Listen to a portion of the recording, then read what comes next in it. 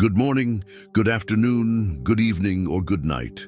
No matter what time you're watching, welcome, and leave a comment.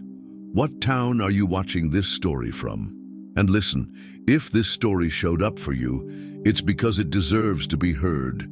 So, subscribe to the channel so you don't miss any more like it. I wake up before sunrise, always. Not out of habit, but because sleep doesn't come easy when the house echoes with emptiness. It's 4:30 in the morning, and I can already feel the dry heat sticking to my skin. Here in Harmony Creek, out in the sticks of Oklahoma, summer arrives early and leaves late. I get out of the bed that I shared with Mary for 23 years. The mattress still holds the shape of her body, even after 2 years. Sometimes I run my hand over the right side where she used to sleep. Only air, always only air. I go to the kitchen barefoot. The cold cement floor wakes me up completely. I make black coffee real strong, the way she didn't like it. "Too bitter, John," she'd say, making a face. Now I drink it bitter because that's how life tastes. Outside, the rooster crows at the wrong time. Silly bird. It's still early morning. I grab my hat from the table and head out to check on the cattle. The ranch is 400 acres. It ain't big, but it's enough to live on, or survive, which is what I do. The air is dry. Smells like hard packed earth and burnt grass. It smells like rain far off, but it ain't gonna rain today. I know this sky. I know this land. I was born here, grew up here, and here I'll die. I walk to the corral. The cows look at me with laziness. I count 17 head, all there. I check the water, the salt, the pasture. Routine, always the same routine. It's what keeps me going. I go back to the house when the sun is rising. Orange on the horizon, clear sky, beautiful. Mary loved to watch the sunrise. She said it was like God lighting a lamp in the sky. I always thought it was pretty, but now it hurts to look. In the kitchen, I heat up the leftover beans from yesterday. I eat in silence, listening to the clock on the wall. Tick-tock, tick-tock. Same as 40 years ago. Same as it will be when I'm not here anymore.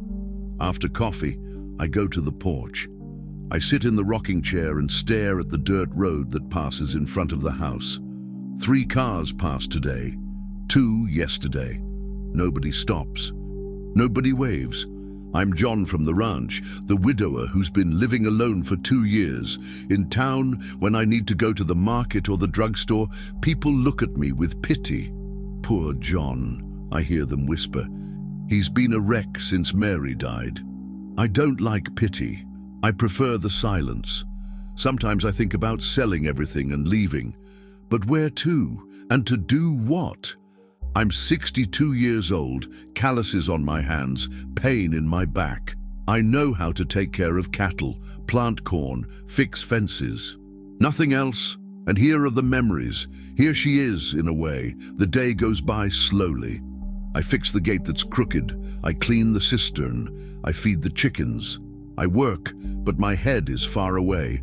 Always far away. At noon, the heat is intense. 104 in the shade. I go inside, take a cold shower, eat a plate of food. I sleep a little in the hammock on the porch. I dream about her, always dream about her. I wake up startled. 2 o'clock. The sun is cracking the ground. I need to go to the back pasture to get 2 cows that got out. I grab the horse, a sorrel that's old, but good for walking. I used to ride him with Mary when we were younger. Now I ride alone. It's on him that I'll discover that life can still surprise you. That there are encounters capable of changing everything, that the silence can be broken by something stronger than pain. The horse knows the way. I let him go at his own pace without rushing. The sun is strong, but a light breeze eases the heat.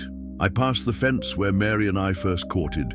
She was 16, I was 18. It's been so long that it seems like another life. I'm almost to the back pasture when I see something strange on the road. A person sitting on the side of the road, leaning against a small tree. From a distance, it looks like a woman. Young. She's still. My first instinct is to keep going. It's not my problem. Everyone has their problems. But something bothers me. It's been 20 minutes since I passed by here and she hasn't moved, not even a little. I pull the reins and turn the horse towards the road. As I get closer, I see better. It's a girl, can't be more than 20 years old. Thin, sunburnt skin, brown hair stuck to her face with sweat. She's wearing a faded blue shirt and a skirt torn at the hem. She's barefoot. "Ma'am," I call from a distance. "Are you all right?" She raises her head slowly. Her eyes are red, swollen from crying. She looks at me with fear, like a cornered animal. Don't come closer," she says with a hoarse voice. "I'm just trying to help. Are you hurt?" She shakes her head no, but she can't hide a grimace of pain when she tries to stand up. There's dried blood on her forehead, a scratch on her left arm. "What happened?" I don't know where I am," she whispers. "I don't remember how I got here." I get off the horse slowly, keeping my distance. She recoils, leaning further against the tree. "What's your name?" Anna Christina." "I'm John. I live nearby. Are you far from home?" She closes her eyes. Tears run down her dirty face. "I don't have a home." The sentence catches me off guard. I stand still, not knowing what to say. The silence stretches out, only the wind rustling the dry leaves. "Are you hungry?" She looks at me as if the question is strange. Then she nods. "Yes." "When was the last time you ate?" I don't remember." "And water?" "Yesterday." I think it was yesterday. Jesus, the girl is dehydrated, hungry, hurt, and lost in the middle of nowhere. I can't leave her here. "Listen, Anna, my ranch is over there, about 1.5 miles. You need water, food, a place to rest. I'm not going to hurt you." She studies me with a distrustful look. I understand. Young woman, alone, unknown man in the middle of the woods. Anyone would be scared. "You can ride behind me on the horse. Or if you prefer, you can walk, and I'll walk beside you, whatever you want." Why do you want to help me?" The question disarms me. I think about the answer. Why do I want to help? I don't even know for sure. Because you need it. And because it's the right thing to do. She wipes her face with the back of her hand, looks at the empty road, then at me. "If you do anything to me, I won't do anything. You have my word." A few long minutes pass. She's breathing deeply, deciding. I'm waiting, quiet.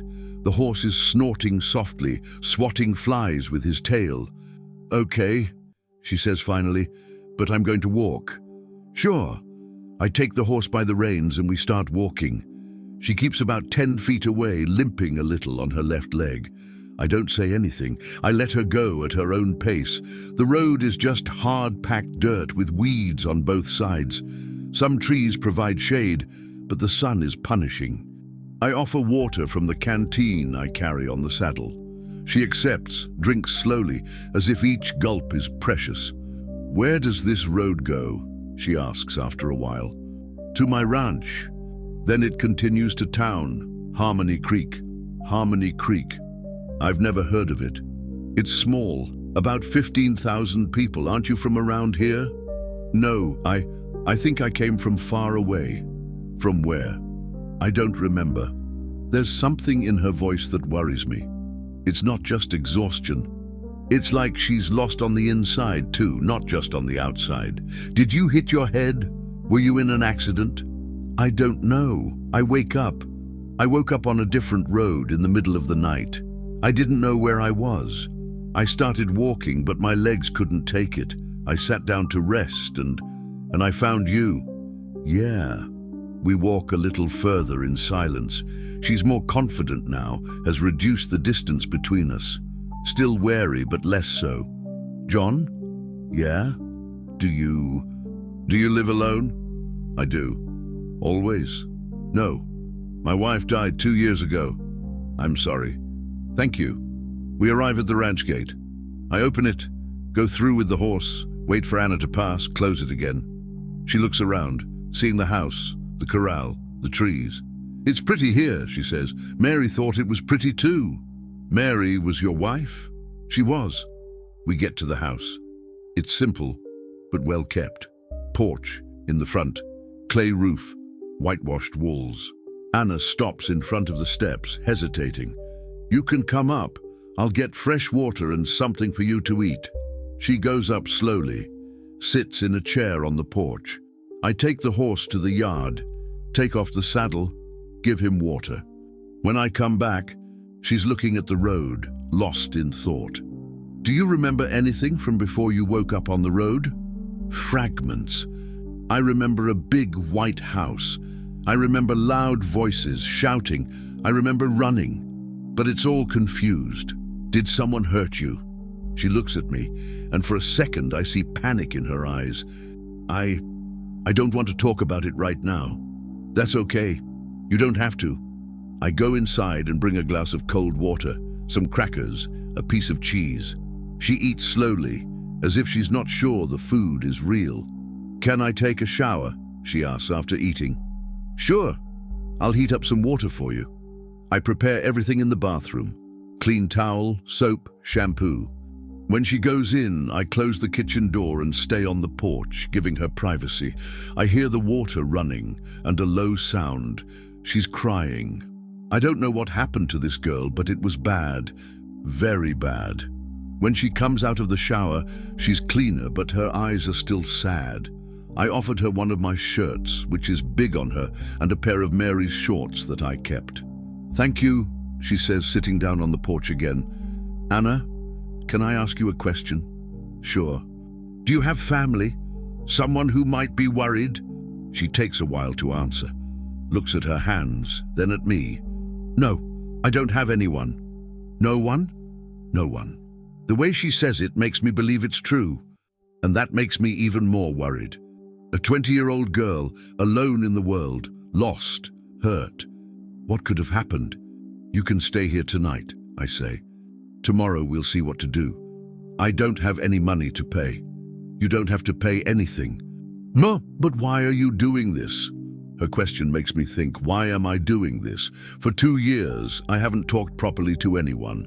For 2 years, I've avoided human contact. And now I'm here, offering my house to a stranger. "I don't know," I answer, and it's the truth. "I just know I can't leave you alone on the road." She nods, understanding. We stay in silence, listening to the crickets starting to sing. The day is ending, and for the first time in a long time, I'm not alone on the porch. I wake up in the middle of the night to a scream. Sharp, desperate. It comes from the guest room where Anna is sleeping. I jump out of bed, still groggy with sleep, and run there. "Anna? Anna, are you okay?" She doesn't answer. She's moaning softly, tossing and turning in bed. Nightmare. I turn on the hall light so I don't scare her more and enter slowly. "Anna, wake up. It's just a dream." She opens her eyes suddenly, panting, sweat running down her face.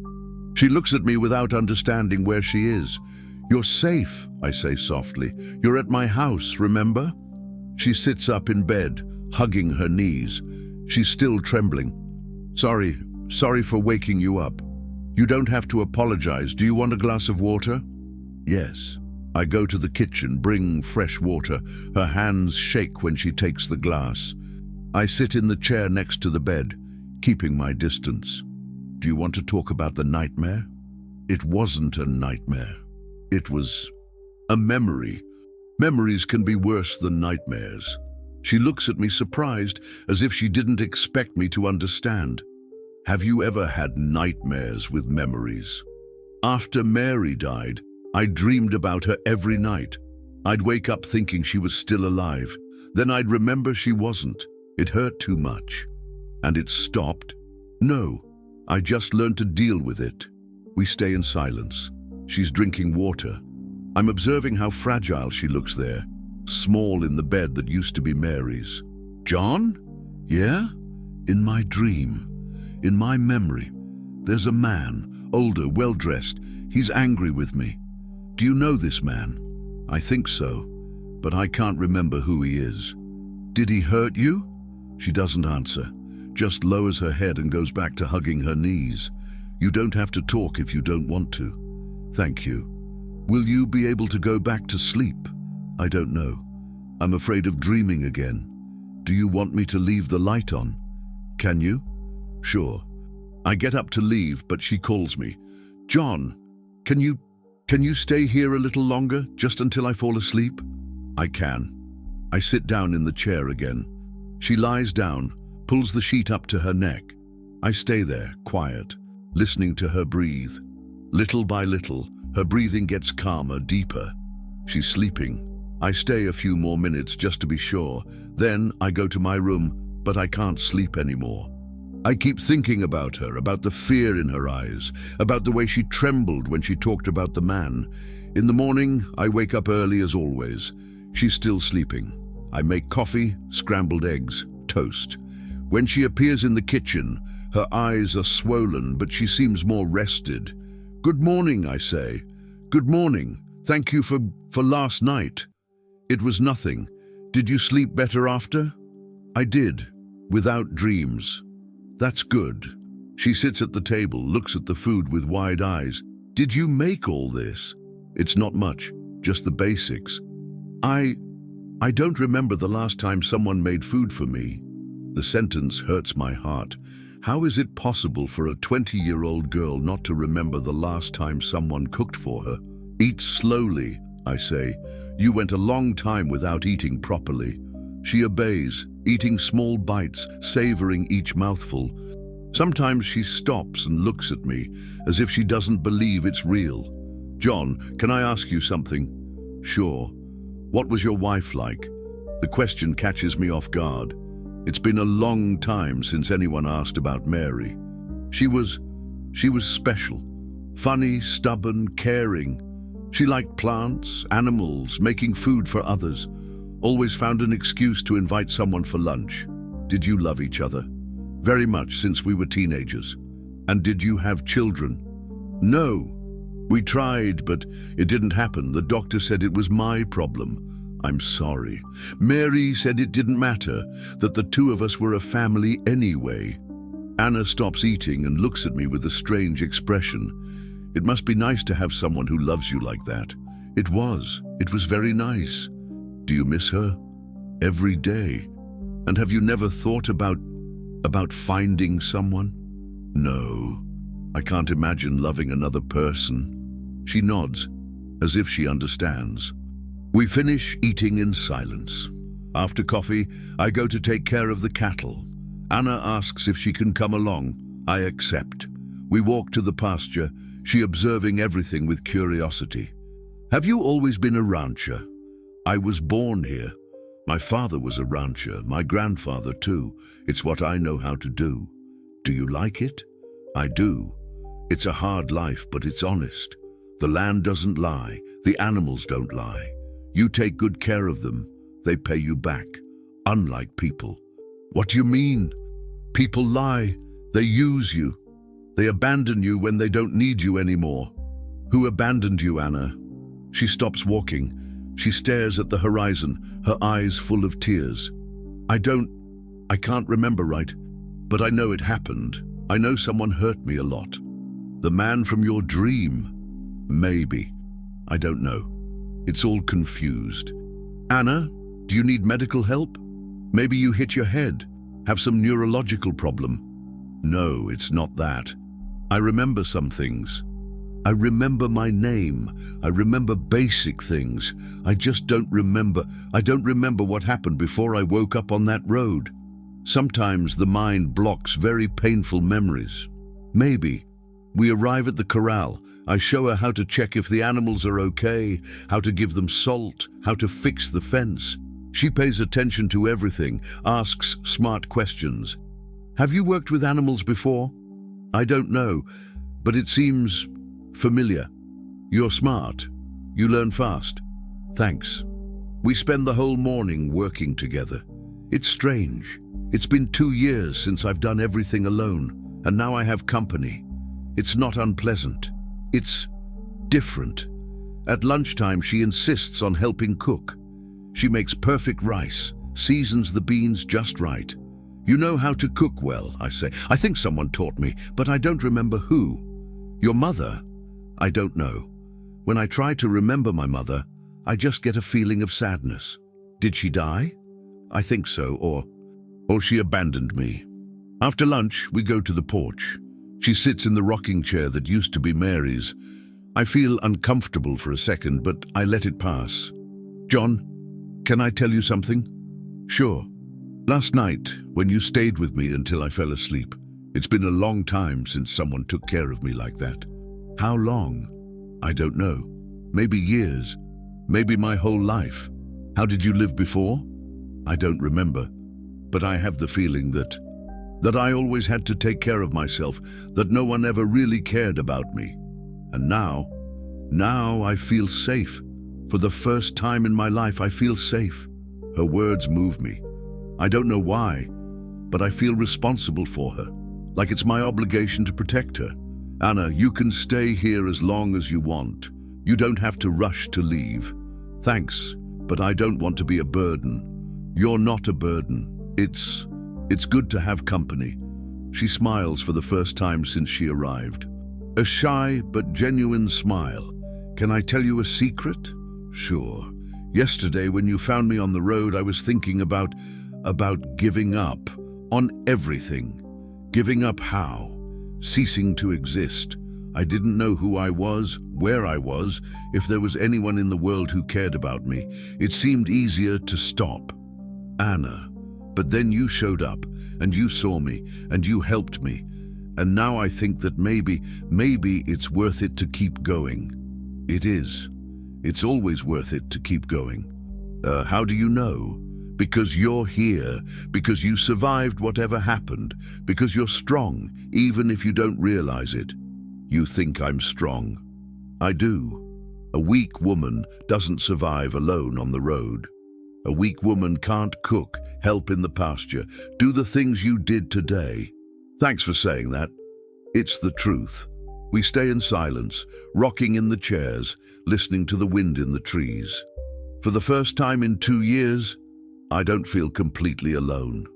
John, yeah, you saved my life. You saved mine too. How? You gave me a reason to wake up tomorrow. She looks at me with her eyes full of tears. But this time, they're tears of gratitude, not of pain. At night, we prepare dinner together. She tells fragments of memories, a song she doesn't know where she learned, the smell of jasmine that makes her remember something good, the feeling that she used to live near the sea. Do you think I'll ever remember everything? I think you'll remember what's important to remember. What if it's too bad? Then you'll have someone to help you deal with it. Who? Me. She stops eating and looks me in the eyes. Are you serious? I am. Why? Because sometimes people show up in our lives when we need them most. You think I showed up in your life? I do. And you? Do you think I showed up in yours? I'm sure of it. That night, she doesn't have nightmares. And for the first time in 2 years, I don't dream about Mary either. I dream about the future, about the possibility that not everything is lost. I wake up in the middle of the night, but not from a nightmare. I wake up with a strange certainty. My life has just started again. 3 days later, Anna is already part of the ranch routine. She wakes up early with me, helps with coffee, takes care of the chickens while I go check on the cattle. It's like she's always been here, almost like she's family. But this morning, something is different. The air is heavy, charged. Dark clouds gather on the horizon. It's going to rain. And when it rains around here, it really rains. John, Anna calls me from the porch. Someone's coming. I look in the direction she's pointing. A white pickup truck kicks up dust on the road coming towards us. I don't recognize the car. Are you expecting anyone? Anna asks, and there's nervousness in her voice. No. The car stops in front of the house. 2 men get out. One younger, in a dress shirt and jeans. The other older, pot-bellied, with the look of someone in charge. I don't like their expression. Good afternoon, says the older one, stepping onto the porch without being invited. Are you John Mendez? I am. How can I help you? My name is Alvaro Santos. This is my son, Ricardo. We're looking for someone. Anna shrinks behind me. I feel her tremble. Who are you looking for? A young woman, young brown hair about this tall. He gestures, indicating Anna's height. She disappeared a few days ago. Her family is very worried. I haven't seen anyone. I lie without hesitating. Are you sure? Ricardo approaches, looking directly at where Anna is. Because we received information that she may have passed through this area. What kind of information?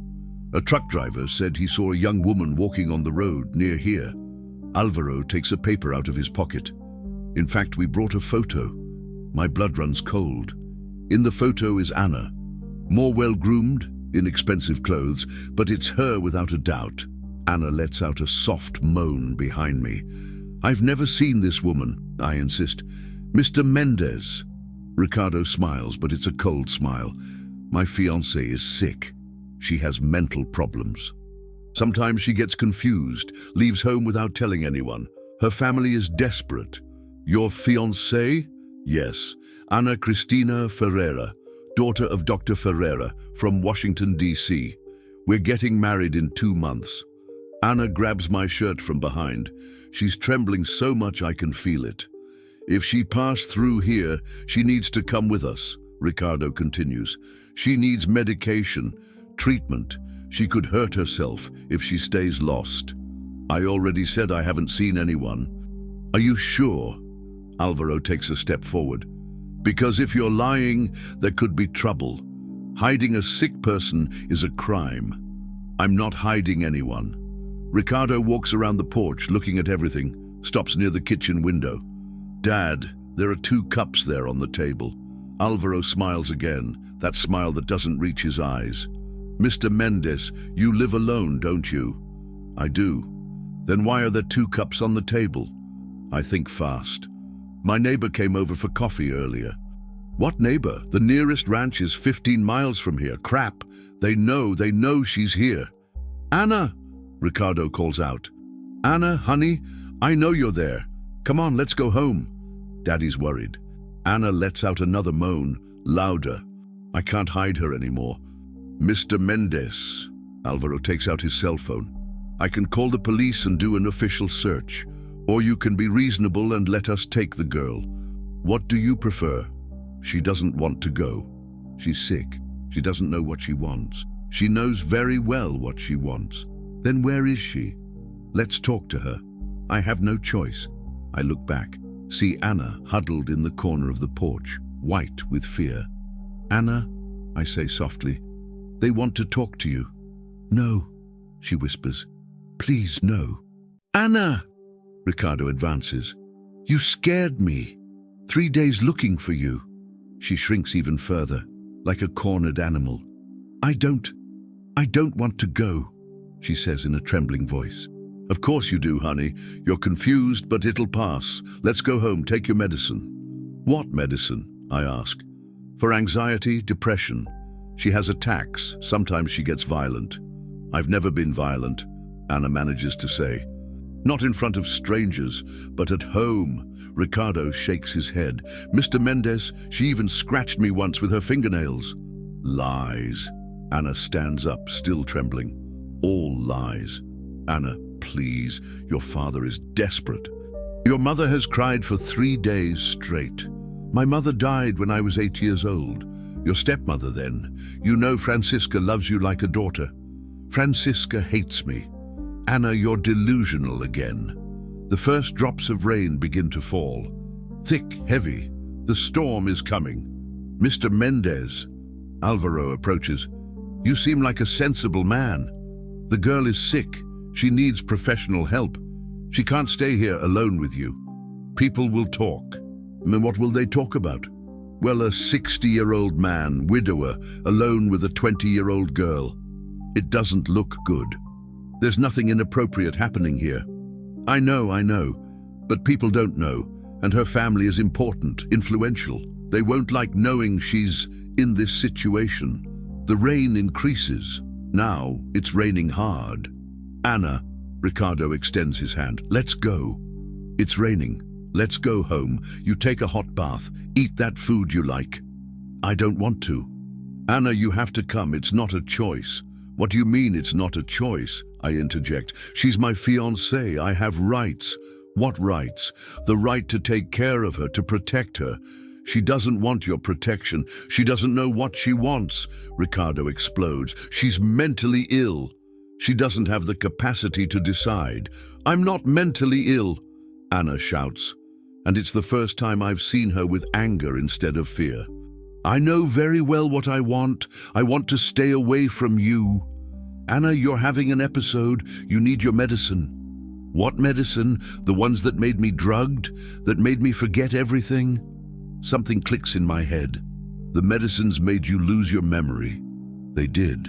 They gave me so much medication that I couldn't think straight. I couldn't remember things. That's a lie, Ricardo says. She has amnesia because of the illness. What illness? I ask. Schizophrenia, bipolar disorder. The doctors don't know for sure. Lies. Anna is crying now. I don't have any of that. He drugged me to control me. Anna, you're delusional. John, she looks at me desperately. Don't let him take me, please. The rain is torrential now. Thunder echoes in the sky. Alvaro and Ricardo are soaked, but they don't leave the porch. Mr. Mendez. Alvaro raises his voice because of the rain. You're getting into a complicated situation. This girl is engaged to this young man. The wedding is planned. You can't interfere. I can if she doesn't want to marry him. She does. She's confused now, but she does. Anna. I turn to her. Do you want to marry him? I never wanted to. My father forced me. Nobody forced you. Ricardo approaches her.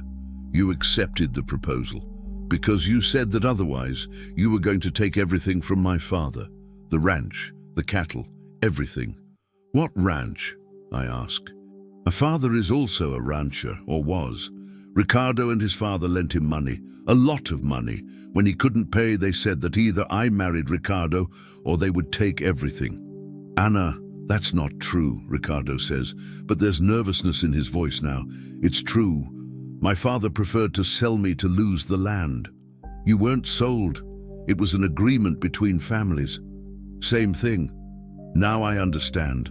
I understand everything, the amnesia, the medicines, the fear. Anna didn't run away.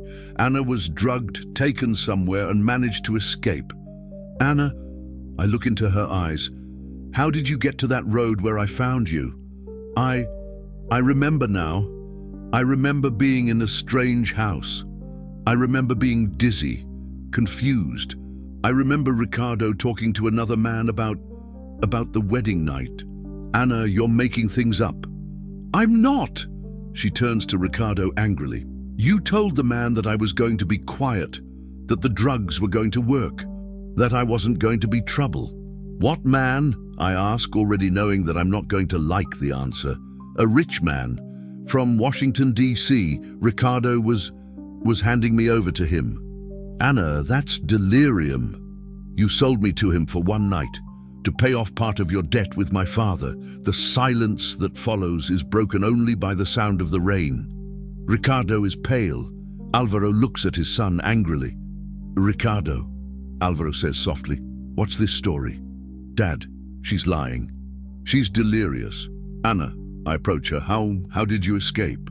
The man left to get drinks. I was drugged, but I managed to get up. I ran out the window. I ran down the road, I don't know how long, until I fainted. Mr. Mendez, Alvaro is visibly upset now.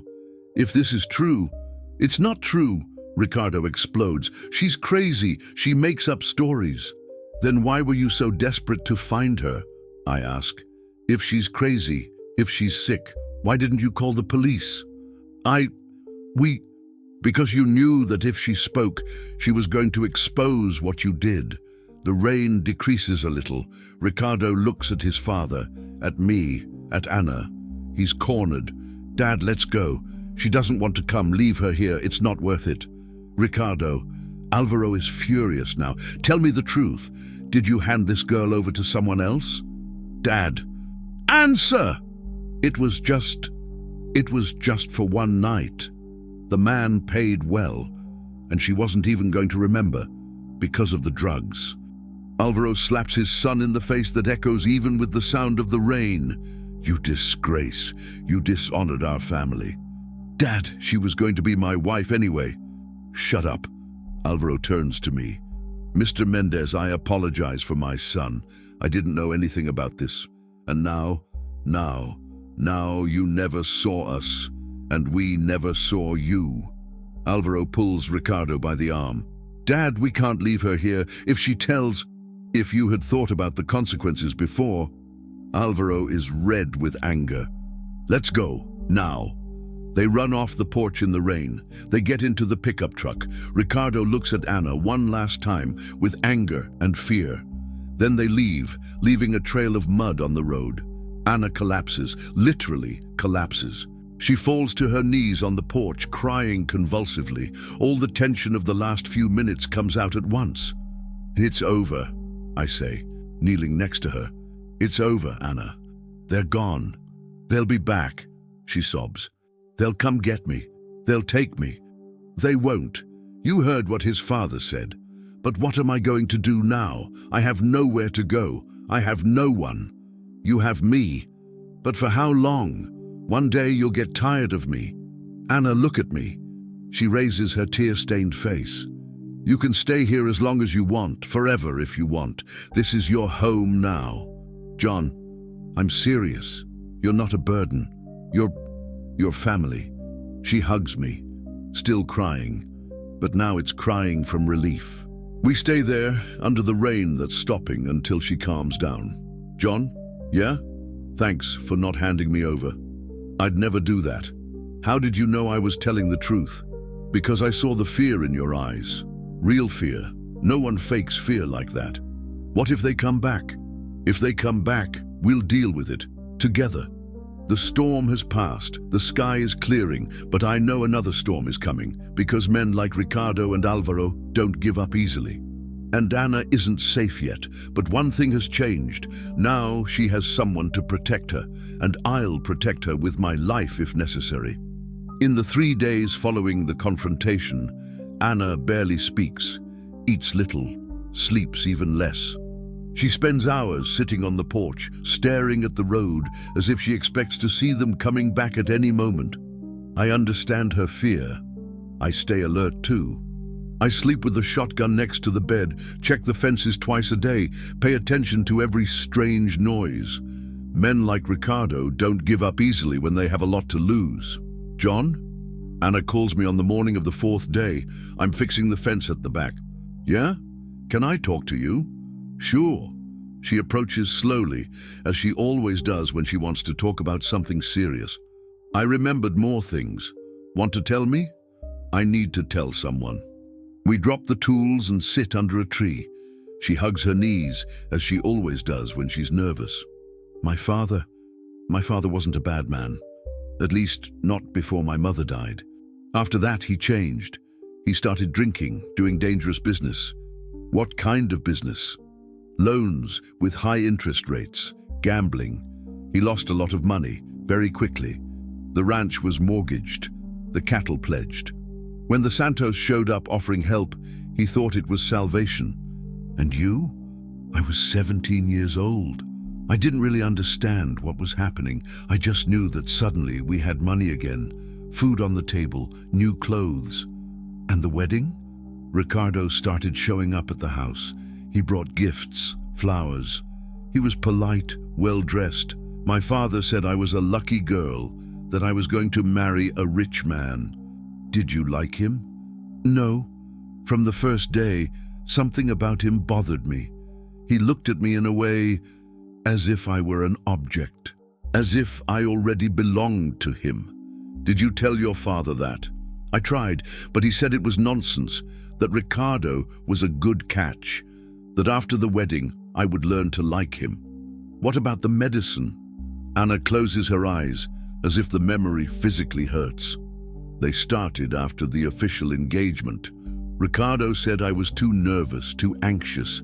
He took me to a doctor in Washington, D.C., a friend of his family. And the doctor. He said I had severe anxiety, that I needed medication, but the medicines... John, the medicines left me like a zombie. I couldn't think straight. I couldn't react to anything. Didn't your father notice? He noticed.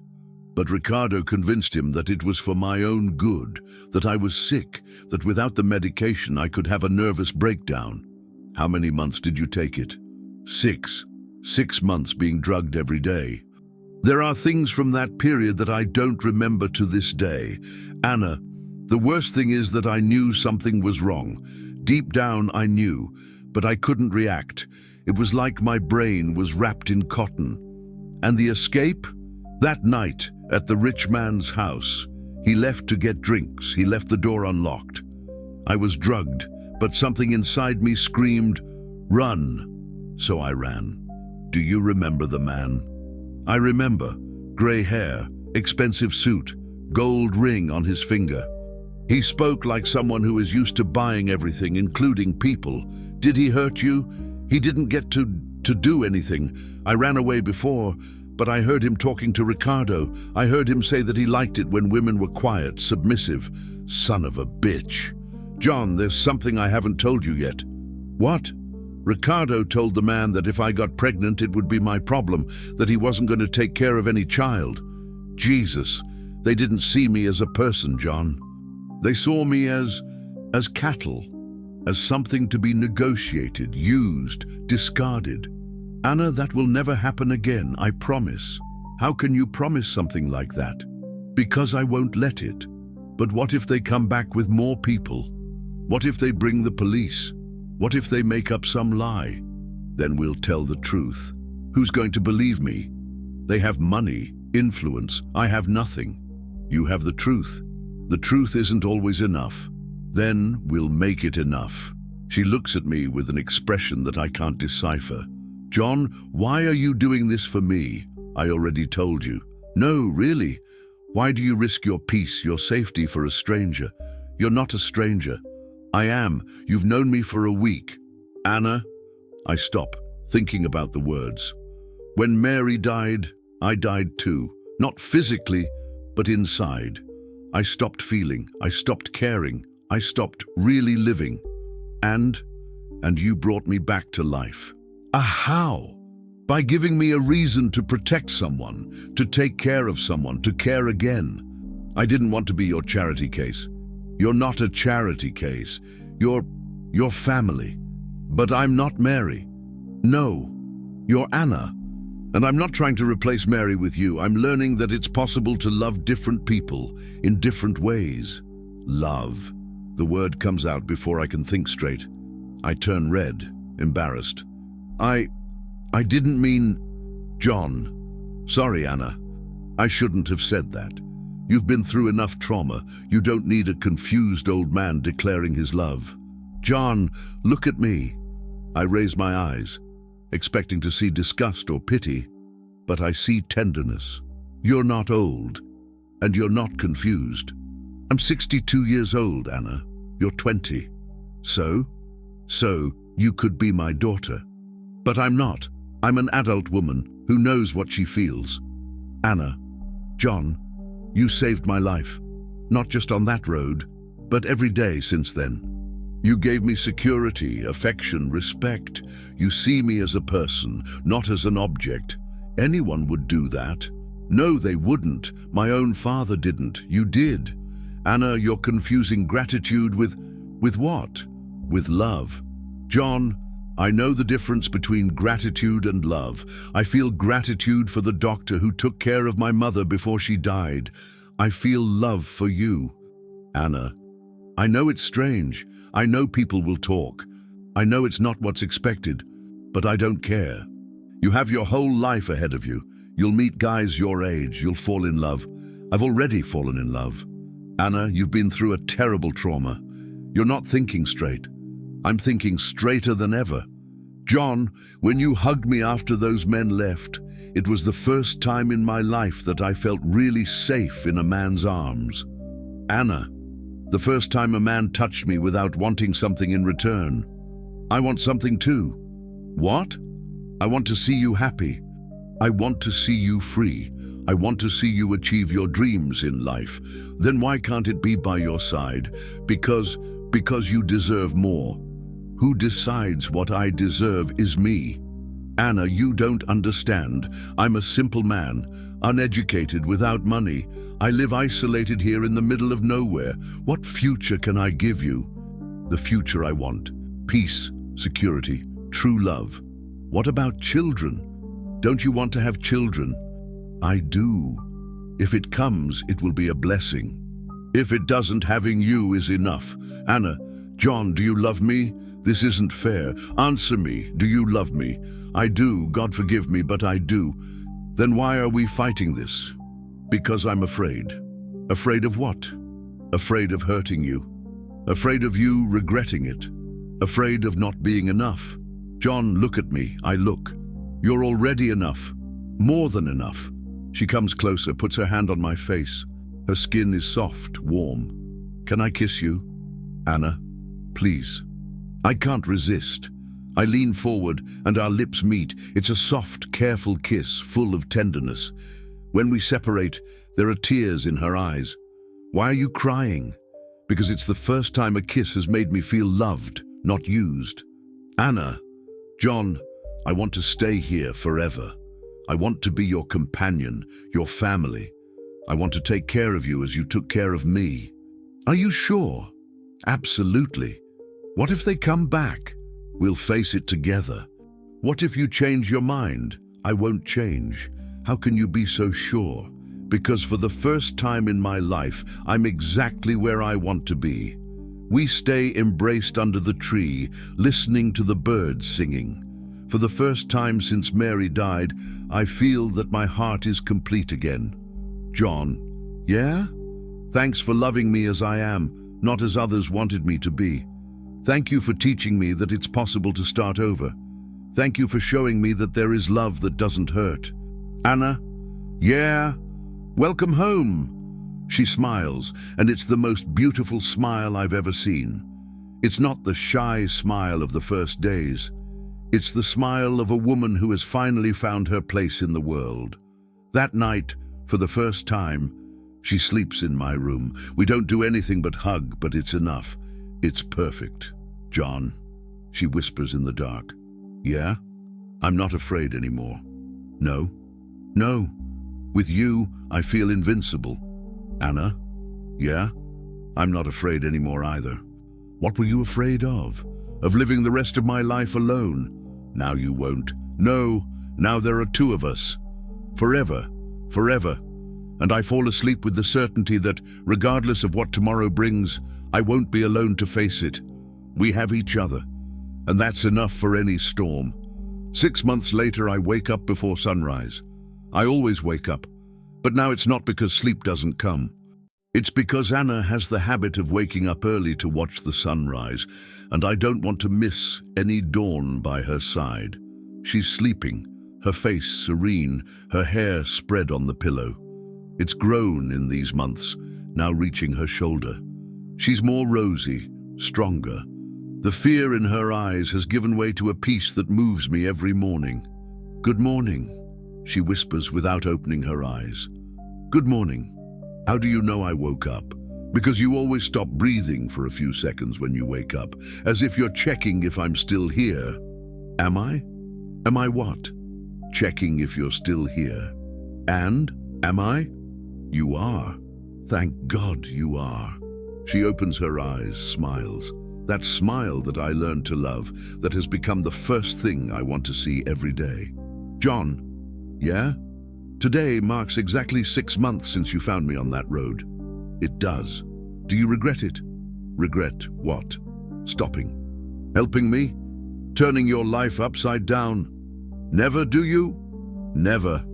We get up together as always. She makes coffee while I go check on the cattle. Routine, but a shared routine, full of small moments of affection, of knowing glances, of hands that meet by chance. In the kitchen, she put flowers on the table. She always puts flowers on the table. She says it makes the house more cheerful, more alive. She's right. Everything here is more alive since she arrived. John, can I tell you something? Sure. Yesterday I dreamed about my mother for the first time since she died. How was the dream? She was sitting on the porch, smiling. She said she was proud of me, that I had chosen well. Chosen what? Life. She said I had chosen life over death, love over fear. She's right. John, there's something I want to ask you. You can ask. I want to go to town today, to take care of some papers. What papers? I want to change my name. Anna, you don't need to. I want to. I don't want to be Ana Cristina Ferreira anymore. I want to be Ana Cristina Mendez. Anna, I want to be your wife, John. Officially. Are you sure? Absolutely. Do you want to marry me? Anna, Is that a yes or a no? It's a yes. 1,000 times yes. She throws herself into my arms, laughing. A free, unrestrained laugh that echoes throughout the house. We're going to have a small party, she says, already making plans. Just the two of us, the priest, 2 witnesses, simple as you like. And then we're going to plant sunflowers in the back pasture. Why sunflowers? Because they always turn their faces to the sun, as I learned to do. We leave for town in the morning. Anna is nervous, but not from fear. It's good nervousness, of expectation. At City Hall, she changes her name. At the courthouse, we set the wedding for 15 days from now. 15 days, she says on the way back. In 15 days, I'll be officially part of your family. You've already been part of my family for 6 months, but now it'll be legal. Anna, can I ask you something? Sure. Have you ever heard from Ricardo again? From your father? No, and I don't want to hear. Don't you miss them? My father? Sometimes, but not the man he became. I miss the father he was when my mother was alive. I understand. John, you know what I've learned in these months? What? That family isn't just blood. Family is who chooses to stay by your side, who loves you the way you are, who protects you when you need it. Anna, you are my family, John. The only family that matters. You're mine too. We get home in the late afternoon. Anna goes to prepare dinner. I go to take one last look at the cattle. That's when I see the pickup truck on the road. My blood runs cold. It's the same pickup truck from 6 months ago, but this time only one person is coming. Alvaro Santos. He stops in front of the house, gets out slowly. He looks older, more tired. Mr. Mendez. Alvaro, can I talk to you? You can, but if you came to get Anna, I didn't come to get anyone. I came to apologize. What? And to bring news. Anna appears on the porch, tense. When she sees Alvaro, she instinctively puts herself behind me. Ms. Anna. Alvaro takes off his hat. Are you all right? I am. Good. I came here to apologize for what my son did, and to inform you that he won't bother anyone anymore. Why? I ask. Because he's in jail. In jail? After that day here, I kept investigating. I found out that what Ms. Anna said was true. Ricardo not only did this to her, but he did it to other girls too. Others? 3. All daughters of indebted ranchers, all drugged, all handed over to that rich man. My God. When I found out, I went to the police. I handed over everything I found in his room. Documents, photos, cell phone conversations. There was enough evidence to convict them both. Both? Ricardo and the man from Washington, D.C. Both are in jail. They'll be there for a long time. Anna approaches, still wary. What about my father? Your father? Alvaro lowers his head. He died 3 months ago. Liver cirrhosis. He drank too much. Anna doesn't cry. She just nods, as if she already knew. Did he leave anything for me? He did. The ranch. It's in your name now, free of debt. How? Before he died, he sold everything of value he had, paid what he owed. He said it was the only decent thing he could do for his daughter. He said that? He did, and he asked me to deliver this to you, if I ever found you. Alvaro hands an envelope to Anna. She opens it with trembling hands. It's a letter. You can read it later, says Alvaro. Mr. Mendez, can I talk to you alone?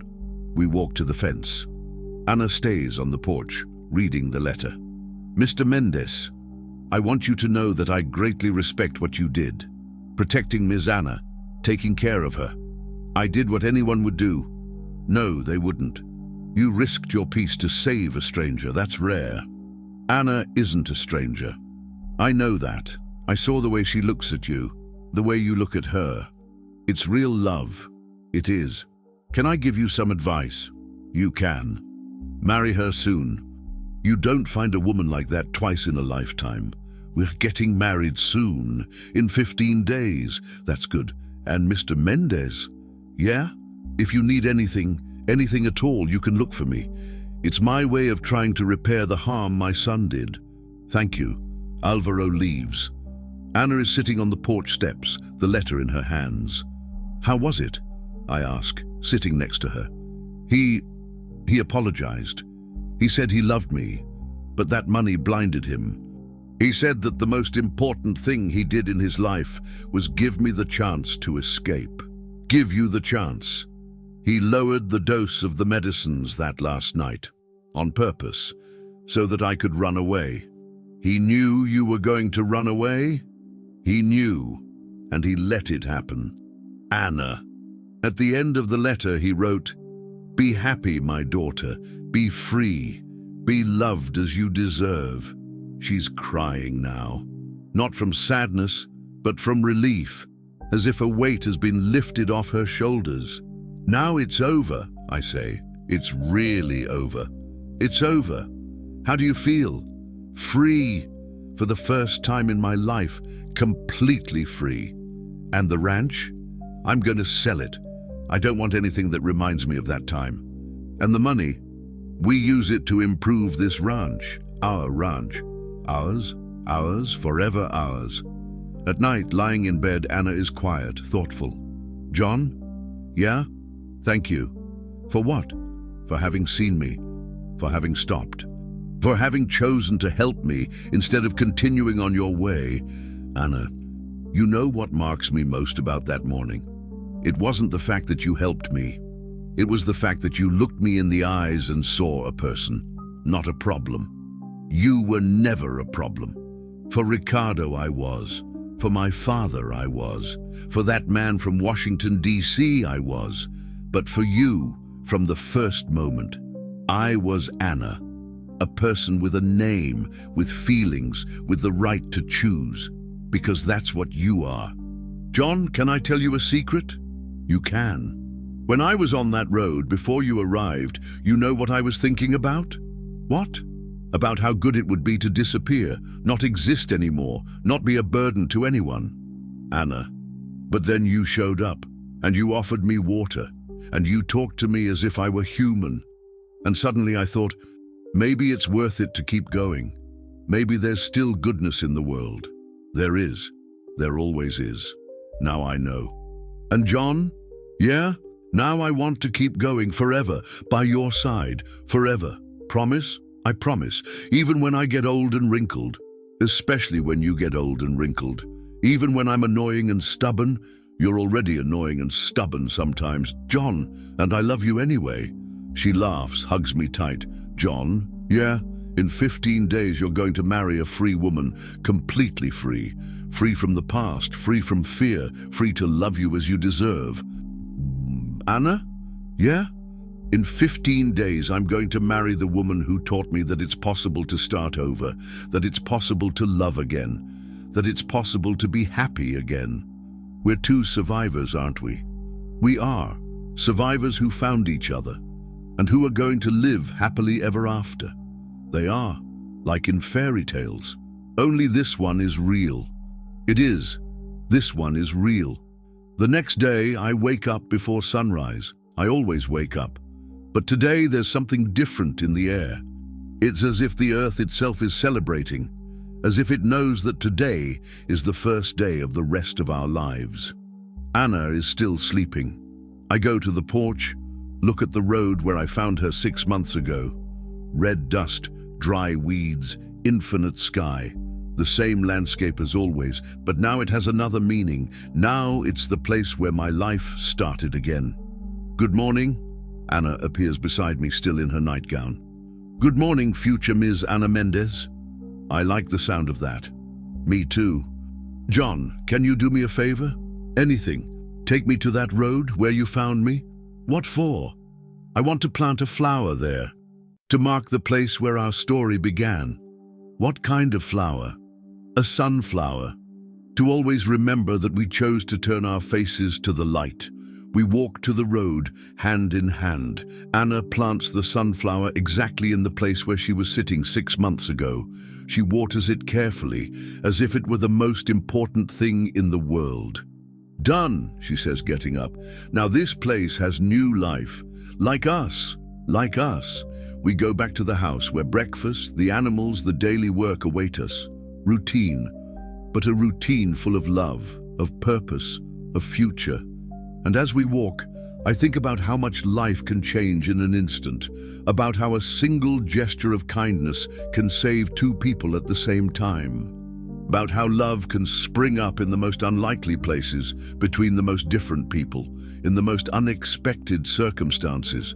Anna squeezes my hand, smiles at the sun rising on the horizon. John? Yeah? Thank you for teaching me that we deserve to be loved. Thank you for teaching me that it's never too late to start over. Are we ready for what's coming? We are. Together, we're ready for anything.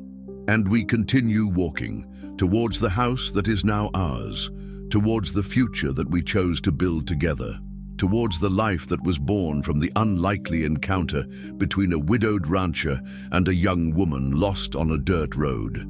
Some will say it was coincidence. Others will say it was destiny. I know it was love. Love that saves, love that heals, love that transforms, love that makes it worth having woken up that morning.